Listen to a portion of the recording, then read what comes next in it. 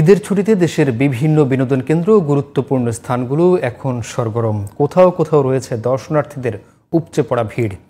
ঈদের আনন্দ পরিবার ও স্বজনদের সাথে ভাগাভাগি করতে তাই অনেকেই বের হয়েছেন ঘুরে বেড়াতে।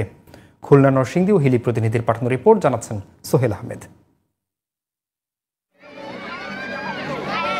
খুলনার ঐতিহাসিক স্থান ও বিনোদন পার্কগুলোতে ভিড় করছেন দর্শনার্থীরা। সকাল থেকেই খালিশপুর ওয়ান্ডারল্যান্ড, গিলাতলা ক্যান্টনমেন্ট শিশু পার্ক ছিল দর্শনার্থীদের পদচারণায় মুখরিত। আমরা এখানে ঘুরতে আসছি বাবা মার সঙ্গে, আমরা এখানে এসে অনেক আনন্দ পাচ্ছি। ঈদ উপলক্ষে আমি এখানে এসে খুব আনন্দ উদযাপন করতে পারছি। এখানে আমি উঠছি ঘোড়া, রোলার কোস্টার, দোলনা। ঈদে আনন্দ করছি, বাবা মার সাথে ঘুরতে আসছি, বিভিন্ন রাইড আছে, দেখতে খুব মজা লাগছে। দর্শনার্থীদের ভিড়ে নরসিংদীর বিনোদন কেন্দ্রগুলো এখন সরগরম। শহরের নিকটবর্তী এলাকায় গড়ে ওঠা বিনোদন কেন্দ্রে সময় কাটাতে পেরে খুশি অনেকেই। আমরা এসেছি রাজেন্দ্রপুর বাজার থেকে গাজীপুর।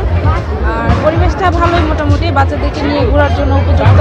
এই জায়গাটা অনেক সুন্দর, আমার অনেক ভালো লাগতেছে। অনেক মানুষ এখানে, সবার সাথে মিশতেছি, দেখতেছি, এবং জায়গাটা ফুল দিয়ে গেলে অনেক সুন্দর। আব্বু আম্মুর সাথে আসছি, পরে এখন আমরা ট্রেনে উঠবো।